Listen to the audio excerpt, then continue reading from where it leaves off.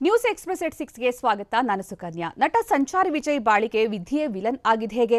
ಬಿವೈಎಸ್ವೈಯರ್ನ CM ಸ್ಥಾನದಿಂದ ಕೆಳಗಿಳಿಸೋದಕ್ಕೆ ದೆಹಲಿಯಲ್ಲೇ ನಡೆದಿದೆಯಾ ತಂತ್ರ?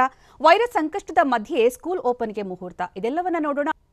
Bike ಅಪಘಾತದಿಂದಾಗಿ ಆಸ್ಪತ್ರೆ ಸೇರಿರೋ ಸಂಚಾರಿ ವಿಜಯ್ ಬದುಕೋದು ಕಷ್ಟ. ಅಂಗಾಂಗ ದಾನ ಮಾಡೋದಕ್ಕೆ ಮುಂದಾಗಿದ್ದೇಕೆ ವಿಜಯ್ ಸಹೋದರ? ಅಸಲಿಗೆ ಅಪಘಾತದ ದಿನ ಆಗಿದ್ದಾದ್ರೂ ಏನು? ನೋಡೋಣ ಸಂಚಾರಿ ಸ್ಥಿತಿ ಗಂಭೀರ ನ್ಯೂಸ್ ಎಕ್ಸ್‌ಪ್ರೆಸ್‌ನಲ್ಲಿ. ಸ್ಯಾಂಡಲ್ವುಡ್ನ ಭರವಸೆಯ ನಟ ಸಂಚಾರಿ ವಿಜಯರ ಸ್ಥಿತಿ ಮತ್ತಷ್ಟು ಬಿಗಡಾಯಿಸಿದೆ. ಬೈಕ್ ಅಪಘಾತದಿಂದ ಅಪೋಲೋ ಆಸ್ಪತ್ರೆಯಲ್ಲಿ ಚಿಕಿತ್ಸೆ ಪಡೆಯುತ್ತಿರುವ ಸಂಚಾರಿ ವಿಜಯ್ ಬದುಕುವ ಸಾಧ್ಯತೆ ಕಡಿಮೆ ಇದೆ ಅಂತ ಸಂಚಾರಿ ವಿಜಯ್ ಸಹೋದರ ಸಿದ್ದೇಶ್ ಹೇಳಿದ್ದಾರೆ. ವೈದ್ಯರು ಹೇಳುವ ಪ್ರಕಾರ ಬದುಕುವ ಸಾಧ್ಯತೆ ಕಡಿಮೆ ಇದೆ ಅಂತ ಹೇಳುವಾಗ ಸಹೋದರ ಸಿದ್ದೇಶ್ ಗದ್ಗದಿತರಾಗಿದ್ರು.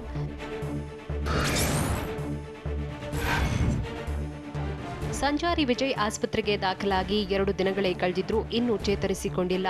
ಶನಿವಾರ ಮಧ್ಯರಾತ್ರಿ ಆಸ್ಪತ್ರೆಗೆ ದಾಖಲಾಗಿದ್ದು ಪ್ರಜ್ಞಾಹೀನ ಸ್ಥಿತಿಯಲ್ಲಿ ಆಸ್ಪತ್ರೆಗೆ ದಾಖಲಾಗಿದ್ರು. ವಿಜಯ್ ಉಸಿರಾಟ ಸಮಸ್ಯೆ ಇದ್ದು ಮೆದುಳಿನ ಬಲಭಾಗದಲ್ಲಿ ಗಂಭೀರ ಗಾಯವಾಗಿತ್ತು. ಮೆದುಳಿನ ಮೇಲೆ ಊತವಾಗಿ ರಕ್ತಸ್ರಾವವಾಗಿತ್ತು ಅಂತ ಡಾಕ್ಟರ್ ಅರುಣ್ ನಾಯ್ಕ್ ಹೇಳಿದ್ರು. ಸಂಚಾರಿ ವಿಜಯ್ ಚಿಕಿತ್ಸೆಗೆ ಸೂಕ್ತ ರೀತಿಯಲ್ಲಿ ಸ್ಪಂದಿಸುತ್ತಿಲ್ಲ. ವಿಜಯ್ ಮೆದುಳು ನಿಷ್ಕ್ರಿಯವಾಗಿದೆ ಅಂತ ಡಾಕ್ಟರ್ ಹೇಳಿದ್ದಾರೆ.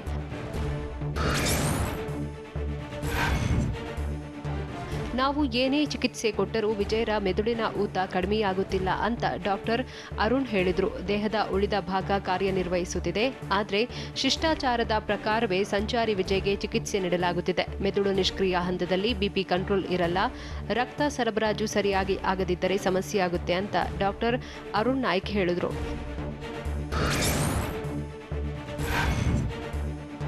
ನಟ ಸಂಚಾರಿ ವಿಜಯ್ ಕೋಮಾದಲ್ಲಿ ಇದ್ದಾರೆ. ಸಂಚಾರಿ ವಿಜಯ್ ತಲೆಗೆ ಭಾರಿ ಡ್ಯಾಮೇಜ್ ಆಗಿದೆ ಅಂತ ವಿಜಯ್ಗೆ ಚಿಕಿತ್ಸೆ ನೀಡುತ್ತಿರುವ ವೈದ್ಯರು ಮಾಹಿತಿ ನೀಡಿದ್ದಾರೆ. ಸಂಚಾರಿ ವಿಜಯ್ಗೆ ವೆಂಟಿಲೇಟರ್ನಲ್ಲಿ ಚಿಕಿತ್ಸೆ ನೀಡಲಾಗುತ್ತಿದೆ. ಆದರೆ ಅಪಘಾತದಲ್ಲಿ ತೀವ್ರವಾಗಿ ಗಾಯಗೊಂಡಿರುವ ವಿಜಯ್ ಜೀವಕ್ಕೂ ಆಪತ್ತು ಎದುರಾಗಿದೆ ಅಂತ ಅಪೋಲೋ ಆಸ್ಪತ್ರೆ ವೈದ್ಯ ಡಾಕ್ಟರ್ ಅರುಣ್ ನಾಯ್ಕ್ ಮಾಹಿತಿ ನೀಡಿದ್ದಾರೆ.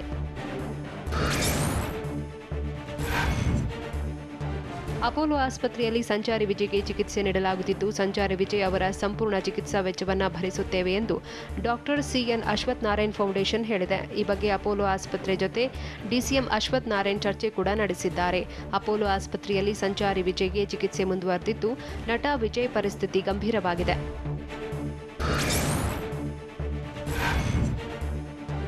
ಸಂಚಾರಿ ವಿಜಯ್ ನಮ್ಮ ಜೊತೆ ಬರಲಿ ಎಂಬ ಆಸೆ ಇದೆ. ಎಲ್ಲರ ಆಶೀರ್ವಾದ ನಟ ಸಂಚಾರಿ ವಿಜಯ್ ಮೇಲೆ ಇರಲಿ ಎಂದು ನಟ ಸಂಚಾರಿ ವಿಜಯ್ ಸಹೋದರ ಸಿದ್ದೇಶ್ ಹೇಳಿದ್ದಾರೆ.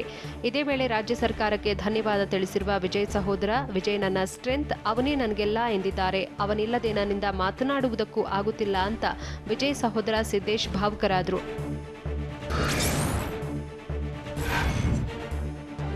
ನಟ ಸಂಚಾರಿ ವಿಜಯ್ ಪರಿಸ್ಥಿತಿ ಗಂಭೀರವಾಗಿದೆ ಅಂತ ಆಸ್ಪತ್ರೆ ಬಳಿ ನಟ ನೀನಾಸಂ ಸತೀಶ್ ಹೇಳಿದ್ದಾರೆ. ವಿಜಯ್ ಕೇವಲ ನಟನೆ ಮಾತ್ರ ಮಾಡಿಕೊಂಡಿರಲಿಲ್ಲ, ಸಮಾಜ ಸೇವೆ ಕೂಡ ಮಾಡುತ್ತಿದ್ದ. ಹಲವು ಸಮಸ್ಯೆ ಎದುರಿಸಿ ಈ ಹಂತಕ್ಕೆ ಬೆಳೆದಿದ್ದ ಎಂದು ಸಂಚಾರಿ ವಿಜಯ್ ನೆನಪು ಮಾಡಿಕೊಂಡ್ರು ನೀನಾಸಂ ಸತೀಶ್. ಇದೇ ವೇಳೆ ಸಂಚಾರಿ ವಿಜಯ್ ಅವರ ಪರಿಸ್ಥಿತಿ ನೆನೆದು ನೀನಾಸಂ ಸತೀಶ್ ಕಣ್ಣೀರು ಹಾಕಿದ್ರು.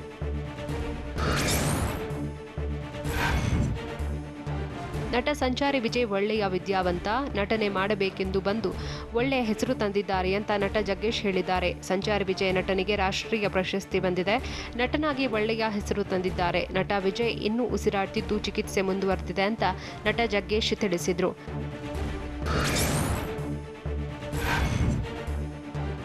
ನಟ ಸಂಚಾರಿ ವಿಜಯ್ ಚಿಕಿತ್ಸೆ ಪಡೆಯುತ್ತಿರುವ ಅಪೋಲೋ ಆಸ್ಪತ್ರೆಗೆ ಮಾಜಿ ಶಾಸಕ ವೈಎಸ್ ದತ್ತ ಭೇಟಿ ನೀಡಿ ಸದ್ಯದ ಪರಿಸ್ಥಿತಿ ಬಗ್ಗೆ ವಿಚಾರಿಸಿದರು. ಮತ್ತೊಂದು ಕಡೆ ಅಪೋಲೋ ಆಸ್ಪತ್ರೆಗೆ ನಟ ವಶಿಷ್ಠ ಸಿಂಹ ಕೂಡ ಭೇಟಿ ನೀಡಿ ಗಂಭೀರವಾಗಿ ಗಾಯಗೊಂಡಿರುವ ಸ್ನೇಹಿತನ ಆರೋಗ್ಯ ವಿಚಾರಿಸಿದರು.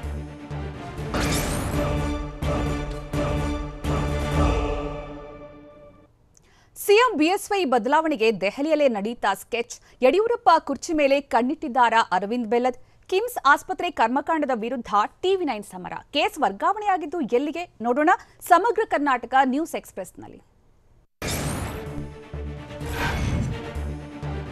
ರಾಜ್ಯ ಬಿಜೆಪಿಯಲ್ಲಿ ಸಿಎಂ ಬಿಎಸ್ವೈ ಬದಲಾವಣೆಗಾಗಿ ಸರ್ಕಸ್ ನಡೀತಾನೇ ಇದೆ. ಯಡಿಯೂರಪ್ಪ ಅವರನ್ನ ಸಿಎಂ ಸ್ಥಾನದಿಂದ ಕೆಳಗಿಳಿಸೋಕೆ ದೆಹಲಿಯಲ್ಲೇ ಸ್ಕೆಚ್ ಮಾಡಲಾಗ್ತಿದೆ. ಅರುಣ್ ಸಿಂಗ್ ರಾಜ್ಯಕ್ಕೆ ಬರುವ ಮುನ್ನವೇ ಸಿಎಂಗೆ ಸ್ಕೆಚ್ ರೆಡಿಯಾಗ್ತಿದೆ. ಸಿಎಂ ಬದಲಾವಣೆಗೆ ಅಖಾಡ ಸಿದ್ಧ ಮಾಡಿದ ಬೆಲ್ಲದ್ ಖಾಸಗಿ ಭೇಟಿ ಅಂತ ಹೇಳುತ್ತಿದ್ದಾರೆ. 3 ದಿನಗಳಿಂದ ದೆಹಲಿಯಲ್ಲಿಯೇ ಇದ್ದು ಬೆಲ್ಲದ್ ಸ್ಕೆಚ್ ಹಾಕಿದ್ದು, 2 ದಿನಗಳಿಂದ ಭೇಟಿಗೆ ನಿರಾಕರಿಸಿದ ಅರುಣ್ ಸಿಂಗ್ ಇಂದು ಭೇಟಿಯಾಗಿ ಮಾತುಕತೆ ನಡೆಸಿದ್ದಾರೆ.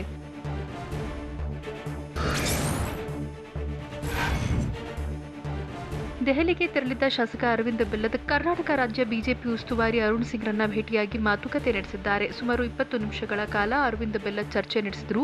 ಬಿಎಸ್ವೈ ವಿರುದ್ಧ ಅಸಮಾಧಾನ ಇರುವ ಶಾಸಕರ ಪಟ್ಟಿಯನ್ನು ಅರುಣ್ ಸಿಂಗ್ಗೆ ಸಲ್ಲಿಕೆ ಮಾಡಿದ್ದಾರೆ ಅಂತ ಹೇಳಲಾಗಿದೆ. ಸಿಎಂ ಬದಲಾವಣೆಗೆ ಇಚ್ಛಿಸಿರುವ ಶಾಸಕರು ಮತ್ತು ಶಾಸಕರ ಅಸಮಾಧಾನ ಬಗ್ಗೆ ಅರುಣ್ ಸಿಂಗ್ಗೆ ಮನವರಿಕೆ ಮಾಡಿದ್ದಾರೆ ಅಂತ ಹೇಳಲಾಗಿದೆ.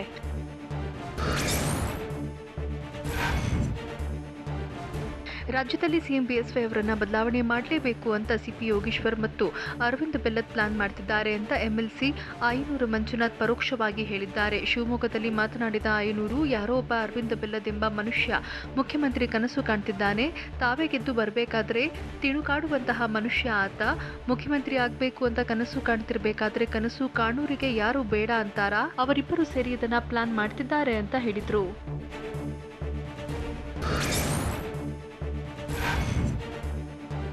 ಕೊರೋನಾಗೆ ಬಲಿಯಾದವರ ಕುಟುಂಬಕ್ಕೆ 1 ಲಕ್ಷ ಪರಿಹಾರ ರೂಪಾಯಿ ನೀಡುವುದಾಗಿ ಬಿಎಸ್ ಯಡಿಯೂರಪ್ಪ ಹೇಳಿದ್ರು. ಬೆಂಗಳೂರಿನಲ್ಲಿ ಮಾತನಾಡಿದ ಬಿಎಸ್ವೈ, ಬಿಪಿಎಲ್ ಪಡಿತರದಾರರ ಕುಟುಂಬದ ವಯಸ್ಕರು ಮೃತಪಟ್ಟರೆ ಆ ಕುಟುಂಬದಲ್ಲಿ ಮೃತಪಟ್ಟ ಒಬ್ಬರಿಗೆ ಪರಿಹಾರ ನೀಡುತ್ತೇವೆ. ಒಂದು ಕುಟುಂಬದಲ್ಲಿ ಒಬ್ಬರ ಸಾವಿಗೆ ಮಾತ್ರ ಪರಿಹಾರ ನೀಡಲಾಗುತ್ತೆ. ಇದಕ್ಕೆ ಸುಮಾರು 250 ರಿಂದ 300 ಕೋಟಿ ಖರ್ಚಾಗುತ್ತೆ ಅಂತ ಸಿಎಂ ಬಿಎಸ್ವೈ ಹೇಳಿದ್ರು.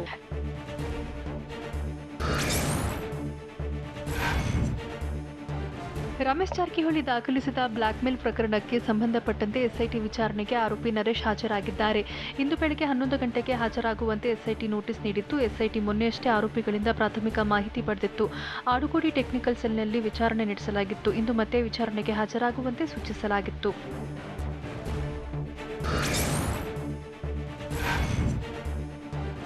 ಜಾರಕಿಹೊಳಿ ಸಿಡಿ ಕೇಸ್ಗೆ ಸಂಬಂಧಪಟ್ಟಂತೆ ಕಿಂಗ್ ನರೇಶ್ ವಿಚಾರಣೆಯನ್ನ ಎಸ್ಐಟಿ ಅಧಿಕಾರಿಗಳು ನಡೆಸಿದ್ರು. ಟೆಕ್ನಿಕಲ್ ಸೆಲ್ನಲ್ಲಿ ನರೇಶ್ ಗೌಡ ವಿಚಾರಣೆ ನಡೆಸಿದ ಅಧಿಕಾರಿಗಳು ಎಲ್ಲಾ ಸಾಕ್ಷ್ಯಗಳನ್ನು ಮುಂದಿಟ್ಟುಕೊಂಡೇ ನರೇಶ್ಗೆ ಪ್ರಶ್ನೆಗಳ ಸುರಿಮಳೆಗೈದ್ರು. ತನಿಖಾಧಿಕಾರಿ ಎಸಿಪಿ ಧರ್ಮೇಂದ್ರ ವಿಚಾರಣೆ ನಡೆಸುತ್ತಿದ್ದು, ಬೆಂಗಳೂರಿನ ಸದಾಶಿವನಗರ ಸ್ಟೇಷನ್ ದೂರಿನ ಸಂಬಂಧ ತನಿಖೆ ನಡೆಸುತ್ತಿದ್ದು, ಈ ಪ್ರಕರಣ ಸಂಬಂಧ ಆರೋಪಿಗೆ ಹಲವು ಪ್ರಶ್ನೆಗಳನ್ನು ತನಿಖಾಧಿಕಾರಿ ಕೇಳಿದ್ದಾರೆ. ವಿಡಿಯೋ ರೆಕಾರ್ಡ್ ಮೂಲಕ ಸಹ ಹೇಳಿಕೆಯನ್ನ ದಾಖಲು ಮಾಡಿಕೊಳ್ಳಲಾಗಿದೆ.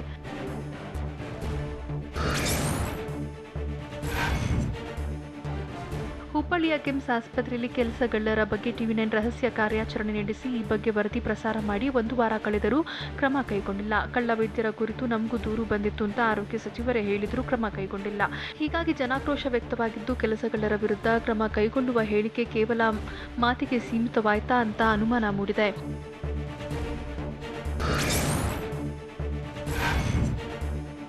ಹುಬ್ಬಳ್ಳಿ ಕಿಮ್ಸ್ ಆಸ್ಪತ್ರೆ ವೈದ್ಯರ ಕೆಲಸಗಳ್ಳತನ ಬಯಲು ಕೇಸ್ನ ತನಿಖೆ ಹುಬ್ಬಳ್ಳಿಯಿಂದ ಬೆಂಗಳೂರಿಗೆ ವರ್ಗಾವಣೆಯಾಗಿದೆ. ಇಂದು ಹುಬ್ಬಳ್ಳಿಯ ಕಿಮ್ಸ್ ನಿರ್ದೇಶಕ ಹಾಗೂ ಪ್ರಾಂಶುಪಾಲರು ಸೇರಿದಂತೆ ಮುಖ್ಯ ಆಡಳಿತ ಅಧಿಕಾರಿಯಿಂದ ವೈದ್ಯಕೀಯ ಶಿಕ್ಷಣ ಇಲಾಖೆ ನಿರ್ದೇಶಕ ಡಾಕ್ಟರ್ ಗಿರೀಶ್ ಮಾಹಿತಿ ಪಡೆಯಲಿದ್ದಾರೆ. ಹುಬ್ಬಳ್ಳಿಯ ಕಿಮ್ಸ್ ಆಸ್ಪತ್ರೆಯಲ್ಲಿ ಕೆಲಸಗಳ್ಳರ ಬಗ್ಗೆ ಟಿವಿ9 ರಹಸ್ಯ ಕಾರ್ಯಾಚರಣೆ ನಡೆಸಿ ಗೋಲ್ಮಾಲ್ ಹೊರಹಾಕಿತ್ತು.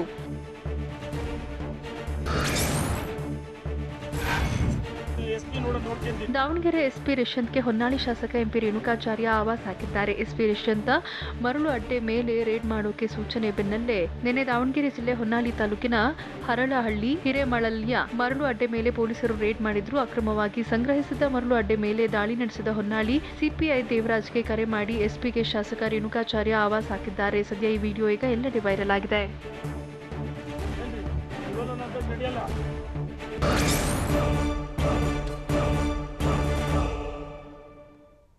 ಕೊರೋನಾ ಮಧ್ಯೆಯೂ ನಾಳೆಯಿಂದ ಶೈಕ್ಷಣಿಕ ವರ್ಷ ಆರಂಭ. ಕಂತುಗಳಲ್ಲಿ ಫೀಸ್ ಕಟ್ಟೋದಕ್ಕೆ ಅನುಮತಿ ಕೊಟ್ಟ ಖಾಸಗಿ ಶಾಲೆಗಳು.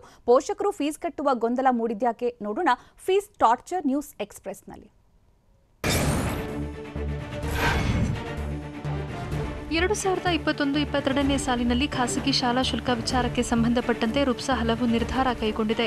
ಲೋಕೇಶ್ ತಾಳಿಕಟ್ಟೆ ನೇತೃತ್ವದ ಸಭೆಯಲ್ಲಿ ನಿರ್ಧಾರ ಕೈಗೊಳ್ಳಲಾಗಿದೆ. 2021-22ನೇ ಸಾಲಿನ ಬೋಧನಾ ಶುಲ್ಕ ಹೆಚ್ಚಳ ಮಾಡಿಲ್ಲ. ಹಾಗೆ ಕಂತುಗಳಲ್ಲಿ ಶುಲ್ಕ ಪಾವತಿ ಮಾಡೋಕೆ ಪೋಷಕರಿಗೆ ಅವಕಾಶ ಕಲ್ಪಿಸಲಾಗಿದೆ.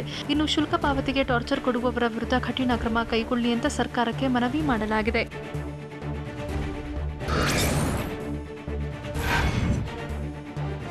ನಾಳೆಯಿಂದಲೇ ಪ್ರಸಕ್ತ ಸಾಲಿನ ಶೈಕ್ಷಣಿಕ ಚಟುವಟಿಕೆಗಳನ್ನು ಆರಂಭಿಸೋಕೆ ಸೂಚನೆ ನೀಡಲಾಗಿದೆ.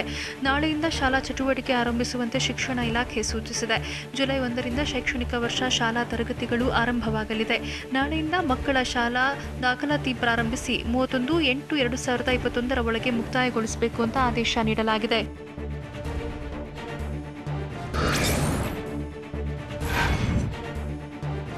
ನಾಳೆಯಿಂದಲೇ 2021-22ನೇ ಸಾಲಿನ ಶೈಕ್ಷಣಿಕ ಚಟುವಟಿಕೆ ಆರಂಭಿಸೋಕೆ ಸೂಚನೆ ನೀಡಿದ ಹಿನ್ನೆಲೆಯಲ್ಲಿ ಶಿಕ್ಷಕರು ಕರ್ತವ್ಯಕ್ಕೆ ಬರೋಕೆ ಸುಖಾಸುಮ್ಮನೆ ಕಾರಣ ಹೇಳುವಂತಿಲ್ಲ ಅಂತ ಖಡಕ್ ಸೂಚನೆ ನೀಡಲಾಗಿದೆ. ಅಲ್ಲದೆ ಲಾಕ್ಡೌನ್ ಇರುವ ಜಿಲ್ಲೆಗಳಲ್ಲಿ ಲಾಕ್ ಆಗಿರುವ ಶಿಕ್ಷಕರು ಪಾಸ್ನೊಂದಿಗೆ ಶಾಲೆಗೆ ಬರುವಂತೆ ಸೂಚನೆ ನೀಡಲಾಗಿದೆ. ಈ ಬಗ್ಗೆ ಸಾರ್ವಜನಿಕ ಶಿಕ್ಷಣ ಇಲಾಖೆಯ ಆಯುಕ್ತ ಅನ್ಬು ಕುಮಾರ್ ಟಿವಿ9ಗೆ ಮಾಹಿತಿ ನೀಡಿದ್ದಾರೆ.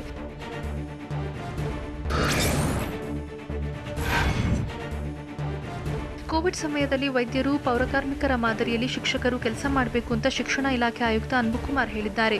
ವಿದ್ಯಾರ್ಥಿಗಳ ಶೈಕ್ಷಣಿಕ ಜೀವನದ ದೃಷ್ಟಿಯಿಂದ ಕ್ರಮ ಕೈಗೊಂಡಿದ್ದು, ಹೀಗಾಗಿ ಶೈಕ್ಷಣಿಕ ವರ್ಷ ಮುಂದೂಡುವ ಪ್ರಶ್ನೆಯೇ ಇಲ್ಲ ಅಂದಿದ್ದಾರೆ ಅನ್ಬು ಕುಮಾರ್. ಕೋವಿಡ್ ಹಿನ್ನೆಲೆಯಲ್ಲಿ ತರಗತಿಗಳನ್ನು ಭೌತಿಕವಾಗಿ ನಡೆಸೋಕೆ ಸಾಧ್ಯವಾಗದೇ ಇದ್ದರೆ ಆನ್ಲೈನ್ ಮೂಲಕ ನಡೆಸೋಕೆ ಚಿಂತನೆ ನಡೆದಿದೆ.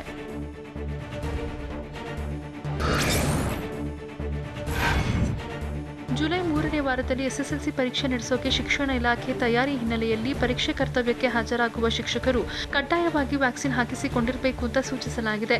ರಾಜ್ಯ ಕೋವಿಡ್ ಟೆಕ್ನಿಕಲ್ ಅಡ್ವೈಸರಿ ಕಮಿಟಿ ಈ ಸೂಚನೆ ನೀಡಿದೆ. ಪರೀಕ್ಷಾ ಕೊಠಡಿಗಳನ್ನು ಕೆಮಿಕಲ್ ಹಾಕಿ ವಾಶ್ ಮಾಡಬೇಕು, ಶಿಕ್ಷಕರು ಮುಖಕ್ಕೆ ಫೇಸ್ ಶೀಲ್ಡ್ ಧರಿಸಬೇಕು ಅಂತ ಸೂಚನೆ ನೀಡಲಾಗಿದೆ.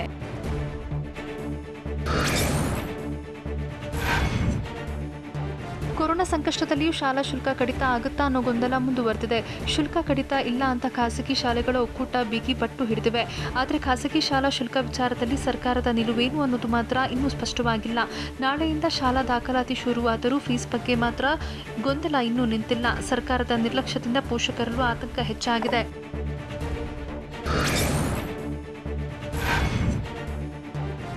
ಎರಡು 2021-22ನೇ ಸಾಲಿನ ಶಾಲಾ ಶುಲ್ಕ ವಿಚಾರದಲ್ಲಿ ಇನ್ನೂ ಒಮ್ಮತ ಮೂಡಿಲ್ಲ. ಶಿಕ್ಷಣ ಸಚಿವ ಸುರೇಶ್ ಕುಮಾರ್ ಸೈಲೆಂಟ್ ಆಗಿ ಇರೋದು ಯಾಕೆ ಅನ್ನೋದು ಪೋಷಕರಿಗೆ ಗೊಂದಲ ಸೃಷ್ಟಿ ಮಾಡಿದೆ. ಕೊರೋನಾ ಸಂಕಷ್ಟದಲ್ಲಿಯೂ ಪೋಷಕರ ನೆರವಿಗೆ ಸರ್ಕಾರ ಬಂದಿಲ್ಲ. ಶುಲ್ಕ ವಿನಾಯಿತಿ ಬಗ್ಗೆ ಸರ್ಕಾರ ಹಿಂದೆ ಘೋಷಣೆ ಮಾಡುತ್ತಾ ನೋಡಬೇಕಿದೆ. ಬೆಂಗಳೂರಿನಲ್ಲಿ ದಿನಕ್ಕೊಂದು ಶಾಲೆಯಲ್ಲಿ ಫೀಸ್ ಟಾರ್ಚರ್ ಹೆಚ್ಚಾಗಿದ್ದು, ಖಾಸಗಿ ಶಾಲೆಗಳು ಹೇಳಿದಷ್ಟು ಹಣ ಕಟ್ಟಬೇಕಾ ಅನ್ನೋದೇ ಗೊಂದಲಕ್ಕೆ ಕಾರಣವಾಗಿದೆ.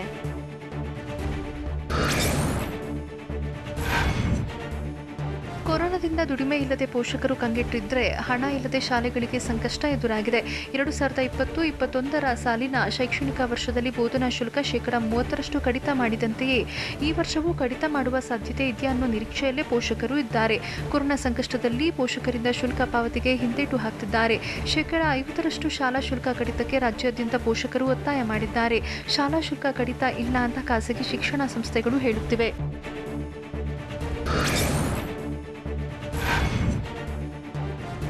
ಖಾಸಗಿ ಶಾಲೆಗಳು ದುಬಾರಿ ಶುಲ್ಕಕ್ಕೆ ಪಟ್ಟು ಹಿಡಿದಿದ್ದು, ಸರ್ಕಾರ ಮಧ್ಯಸ್ಥಿಕೆ ವಹಿಸಬೇಕು ಅಂತ ಪೋಷಕರು ಒತ್ತಾಯಿಸಿದ್ದಾರೆ. ಕರ್ನಾಟಕ ರಾಜ್ಯ ಖಾಸಗಿ ಶಾಲಾ ಪೋಷಕರ ಸಂಘಟನೆಗಳ ಸಮನ್ವಯ ವೇದಿಕೆ ಸದಸ್ಯರಿಂದ ಸಿಎಂ ಭೇಟಿಯಾಗಿ ಮನವಿ ಸಲ್ಲಿಸಿದ್ದಾರೆ. ಸರ್ಕಾರದಿಂದ ದರ ನಿಗದಿ ಮಾಡುವಂತೆ ಸಿಎಂಗೆ ಮನವಿ ಮಾಡಿದ್ದು, ಶೀಘ್ರವೇ ಸುರೇಶ್ ಕುಮಾರ್ ಹಾಗೂ ಅಧಿಕಾರಿಗಳ ಜೊತೆಗೆ ಚರ್ಚಿಸಿ ತೀರ್ಮಾನ ಮಾಡ್ತೇನೆ ಅಂತ ನಿಯೋಗಕ್ಕೆ ಸಿಎಂ ಬಿಎಸ್ವೈ ಭರವಸೆ ನೀಡಿದರು.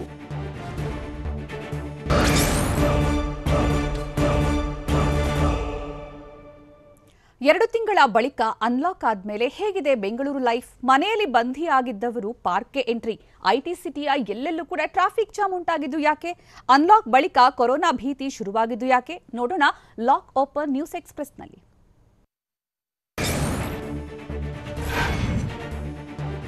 ಕಂಟ್ರೋಲ್ಗೆ ಸಿಗದ ಕೊರೋನಾ ವೈರಸ್ ಬ್ರೇಕ್ ಹಾಕುವ ಸಲುವಾಗಿ ರಾಜ್ಯದಲ್ಲಿ ಜಾರಿಯಲ್ಲಿದ್ದ 2 ತಿಂಗಳ ಲಾಕ್ಡೌನ್ಗೆ ಇಂದು ಮುಕ್ತಿ ಸಿಕ್ಕಿದೆ. 60 ದಿನಗಳ ಕಾಲ ಮನೆಯಲ್ಲೇ ಬಂದಿಯಾಗಿದ್ದಂತಹ ಬೆಂಗಳೂರಿಗರು ಇಂದು ರಿಲೀಫ್ ಸಿಕ್ಕಿದ್ದು ಮನೆಯಿಂದ ಹೊರಬಂದು ಓಡಾಟ ಆರಂಭಿಸಿದೆ. ಕೆಲ ಕೆಲಸಗಳಿಗೆ ವಿನಾಯಿತಿ ನೀಡಿರುವುದರಿಂದ ಬೆಳಗ್ಗೆ 6 ಗಂಟೆಯಿಂದಲೇ ಕೆಲಸ ಕಾರ್ಯಗಳಿಗೆ ಜನರು ಓಡಾಡೋಕೆ ಶುರು ಮಾಡಿದರು.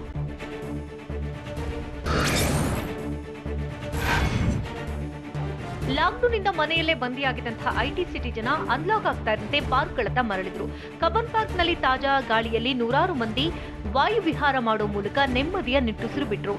ಫ್ರೆಶ್ ಏರ್ ಜೊತೆಗೆ ಆಹ್ಲಾದಕರ ವಾತಾವರಣದಲ್ಲಿ ಬೆಂಗಳೂರಿಗರು ಖುಷಿಯಿಂದ ವಾಕಿಂಗ್ ಮಾಡಿದ್ರು.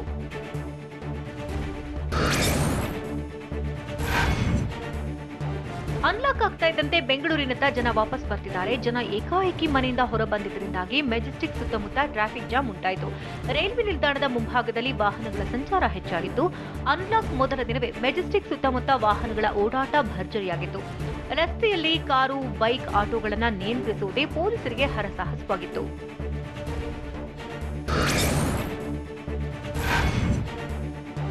ಕಳೆದ ಕಳೆದ 2 ತಿಂಗಳಿನಿಂದ ಮನೆಯಲ್ಲೇ ಇದ್ದು ಮನೆ ಊಟ ತಿಂದು ಬೋರ್ ಆಗಿದ್ದಂತಹ ಜನ ಇವತ್ತು ಹೋಟೆಲ್ಗಳತ್ತ ದಾಂಗುಡಿ ಇಟ್ರು. ಬೆಂಗಳೂರಿನ ಮಲ್ಲೇಶ್ವರಂನ ವೀಣಾ ಸ್ಟೋರ್ಸ್ ಎದುರು ರುಚಿಯಾದ ಇಡ್ಲಿ ವಡೆ ಸವಿಯಲು ಜನ ಜಮಾಯಿಸಿದ್ರು. ಕ್ಯೂನಲ್ಲಿ ನಿಂತು ಇಡ್ಲಿ ಖರೀದಿ ಮಾಡಿದ್ರು. ಇಂದಿನಿಂದ ಇಡೀ ದಿನ ಹೋಟೆಲ್ಗಳು ಓಪನ್ ಇದ್ದು ಪಾರ್ಸಲ್ಗಷ್ಟೇ ಅವಕಾಶ ನೀಡಲಾಗಿದೆ.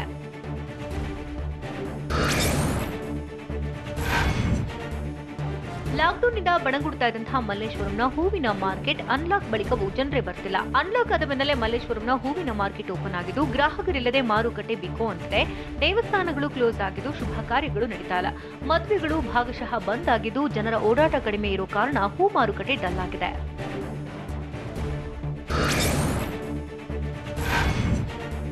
ಬೆಂಗಳೂರಿನಲ್ಲಿ ಲಾಕ್ಡೌನ್ ಸಡಿಲಿಕೆಯಾದ ಬೆನ್ನಲ್ಲೇ ನೈಸ್ ರಸ್ತೆಯಲ್ಲಿ ವಾಹನಗಳ ಓಡಾಟ ಕೂಡ ಜೋರಾಗಿದೆ.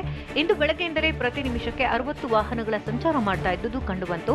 ಈ ಮೊದಲು 1 ನಿಮಿಷಕ್ಕೆ 10 ವಾಹನ ಓಡಾಡ್ತಾ ಇತ್ತು. ಆದರೆ ಅನ್ಲಾಕ್ ಆಗಿದ್ದರಿಂದಾಗಿ ಊರು ಸೇರಿದಂತಹ ಜನರೆಲ್ಲ ಬೆಂಗಳೂರಿನತ್ತ ದೌಡಾಯಿಸಿದ್ರು.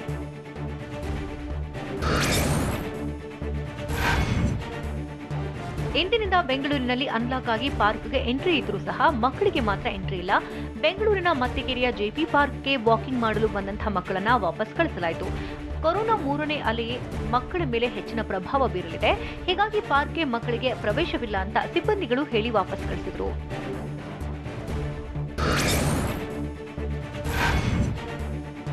ಅನ್ಲಾಕ್ ಆಗಿದೆ ತಡ ನಿಂತಲೇ ನಿಂತಿದ್ದ ವಾಹನಗಳ ಓಡಾಟ ಕೂಡ ಜೋರಾಗಿದೆ. ಬೆಂಗಳೂರಿನಲ್ಲಿ ಬೆಳಗ್ಗೆಯಿಂದಲೇ ವಾಹನಗಳ ಸಂಚಾರ ಶುರುವಾಗಿದ್ದು ಹೆಬ್ಬಾಳ, ಬ್ಯಾಟರಾಯನಪುರ, ಹುಣಸಮಾರನಹಳ್ಳಿ, ಸಾದಹಳ್ಳಿ ಗೇಟ್ ಸೇರಿದಂತೆ ಹಲವೆಡೆ ವಾಹನಗಳ ಓಡಾಟ ಹೆಚ್ಚಾಗಿತ್ತು. ಏರ್ಪೋರ್ಟ್ಗೆ ತೆರಳುವ ಮಾರ್ಗದಲ್ಲಿ ಹೆಚ್ಚು ವಾಹನ ಸಂಚಾರ ಇದ್ದುದರಿಂದ ಟ್ರಾಫಿಕ್ ಜಾಮ್ ಸಹ ಉಂಟಾಯಿತು.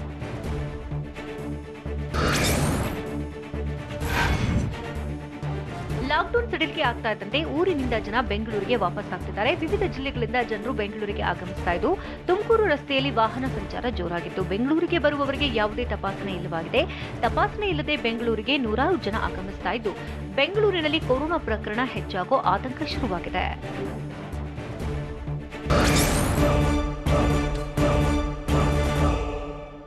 ಲಾಕ್ಡೌನ್ ಬಳಿಕ ಬೆಂಗಳೂರಿಗೆ ಜನರ ಮಹಾವಲಸೆ.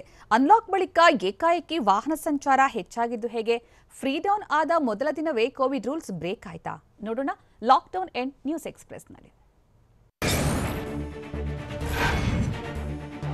ರಾಜ್ಯದ ಕೆಲ ಜಿಲ್ಲೆಗಳಲ್ಲಿ ಲಾಕ್ಡೌನ್ ಸಡಿಲಿಕೆಯಾಗಿರುವ ಹಿನ್ನೆಲೆ ರಾಷ್ಟ್ರೀಯ ಹೆದ್ದಾರಿ 48ರಲ್ಲಿ ವಾಹನ ಸಂಚಾರ ಹೆಚ್ಚಳವಾಗಿದೆ. ತುಮಕೂರು, ಚಿತ್ರದುರ್ಗ ಹಾಗೂ ದಾವಣಗೆರೆ ಜಿಲ್ಲೆ ಸೇರಿದಂತೆ ವಿವಿಧೆಡೆಯಿಂದ ಜನರು ಬೆಂಗಳೂರಿಗೆ ಬರ್ತಿದ್ದಾರೆ. ಸಾವಿರಾರು ವಾಹನಗಳ ಆಗಮನದಿಂದ ಸದ್ಯ ಹೆದ್ದಾರಿಯಲ್ಲಿ ವಾಹನ ದಟ್ಟಣೆಯೂ ಹೆಚ್ಚಾಗಿದೆ.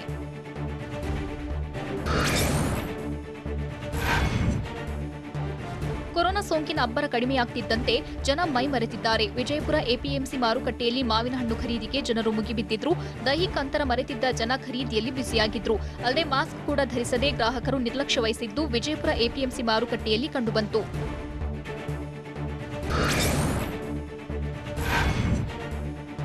ಈಗ ತಾನೇ ಇನ್ನು ರಾಜ್ಯದಲ್ಲಿ 2ನೇ ಅಲೆ ಅಬ್ಬರ ಕಡಿಮೆಯಾಗಿ ಲಾಕ್ಡೌನ್ ಸಡಿಲಿಕೆಯಾಗಿದೆ. ಆದರೆ ಜನರು ಮಾತ್ರ ಕೊರೋನಾ ಮರೆತು ಅಗತ್ಯ ವಸ್ತುಗಳ ಖರೀದಿಗೆ ಮುಗಿಬಿದ್ದಿದ್ದಾರೆ. ಕೊಪ್ಪಳ ನಗರದಲ್ಲಿ ವಾಹನಗಳ ಓಡಾಟ ಹೆಚ್ಚಾಗಿದ್ದು 10 ಗಂಟೆ ನಂತರ ಕೆಲವು ಪ್ರದೇಶಗಳಲ್ಲಿ ಭಾರೀ ಸಂಖ್ಯೆಯ ವಾಹನಗಳು ಓಡಾಡ್ತಿವೆ. ಕೆಲವರಂತೂ ಕೊರೋನಾ ನಿಯಮ ಗಾಳಿಗೆ ತೂರಿದ್ದಾರೆ.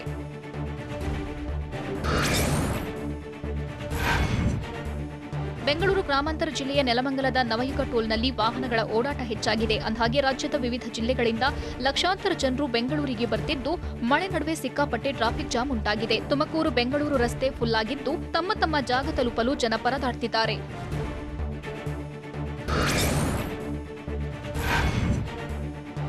ಕೋಲಾರದಲ್ಲಿ ಅನ್ಲಾಕ್ ಪ್ರಕ್ರಿಯೆ ಆರಂಭಗೊಂಡ ಬೆನ್ನಲ್ಲೇ ಕೋಲಾರ ಎಪಿಎಂಸಿ ಮಾರ್ಕೆಟ್ನಲ್ಲಿ ವ್ಯಾಪಾರ ವಹಿವಾಟಿಗೆ ಜನ ಮುಗಿಬಿದ್ದಿದ್ದಾರೆ. ಇನ್ನು 2 ತಿಂಗಳಿಂದ ಇಳಿಮುಖ ಕಂಡಿದ್ದ ಮಾರುಕಟ್ಟೆ ಚೇತರಿಸಿಕೊಂಡಿದ್ರೂ ಮಾರುಕಟ್ಟೆ ತುಂಬಾ ಜನಜಂಗುಳಿ ತುಂಬಿದೆ. ಹಾಗೆ ಟ್ರಾಫಿಕ್ ಜಾಮ್ ಕೂಡ ಉಂಟಾಗಿದ್ದು ಜನರು ಕೊರೋನಾ ಮರೆತು ಓಡಾಡ್ತಿದ್ದಾರೆ.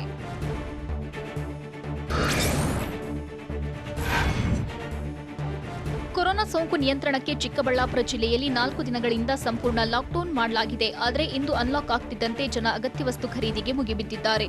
ಚಿಕ್ಕಬಳ್ಳಾಪುರ ನಗರದ ಸಂತೆ ಮಾರುಕಟ್ಟೆಯಲ್ಲಿ ದೈಹಿಕ ಅಂತರದ ನಿಯಮವನ್ನು ಉಲ್ಲಂಘಿಸಿ ಜನರು ವ್ಯಾಪಾರ ವಹಿವಾಟಿನಲ್ಲಿ ತೊಡಗಿದ್ದ ದೃಶ್ಯ ಕಂಡುಬಂತು.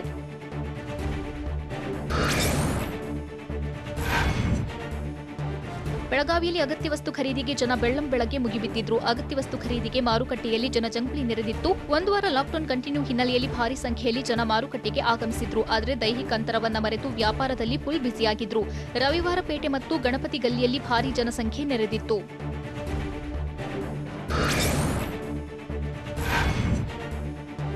ಹಾಸನದಲ್ಲಿ ಲಾಕ್ಡೌನ್ ಇದ್ರೂ ಜನರ ನಿರ್ಲಕ್ಷ್ಯ ಮುಂದುವರೆದಿದೆ. ಇದೀಗ ತಾನೇ ಕೊರೋನಾ ಅಬ್ಬರ ತಗ್ಗುತ್ತಿದೆ. ಆದರೆ ಜನ ಮಾತ್ರ ಕೊರೋನಾ ಬಗ್ಗೆ ಅಲರ್ಟ್ ಆಗಿಲ್ಲ. ಅಗತ್ಯ ವಸ್ತುಗಳ ಖರೀದಿ ನೆಪದಲ್ಲಿ ಬೇಕಾಬಿಟ್ಟಿ ಓಡಾಟ ಮುಂದುವರೆದಿದ್ದು, ಹಾಸನ ನಗರದಲ್ಲಿ ವಾಹನಗಳ ಓಡಾಟ ಕೂಡ ಹೆಚ್ಚಾಗಿದೆ. ವಾಹನ ಓಡಾಟ ಹೆಚ್ಚಾದ ಹಿನ್ನೆಲೆ ಹಾಸನದ ಕೆಲವು ರಸ್ತೆಗಳಲ್ಲಿ ಟ್ರಾಫಿಕ್ ಉಂಟಾಗಿದೆ.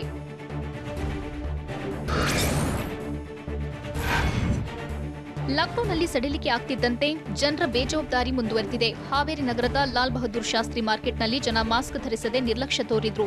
ಕೆಲವರು ಕ್ಯಾಮೆರಾ ನೋಡ್ತಿದ್ದಂತೆ ಮಾಸ್ಕ್ ಹಾಕೊಂಡ್ರು. ಕೊರೋನಾ ಕಡಿಮೆಯಾಗ್ತಿದ್ದಂತೆ ಜನ ಸೋಂಕನ್ನ ಮರೆಯುತ್ತಿದ್ದಾರೆ. ಆದರೆ ತಜ್ಞರು 3ನೇ ಅಲೆಯ ಬಗ್ಗೆ ಎಚ್ಚರಿಕೆ ನೀಡುತ್ತಿದ್ದಾರೆ.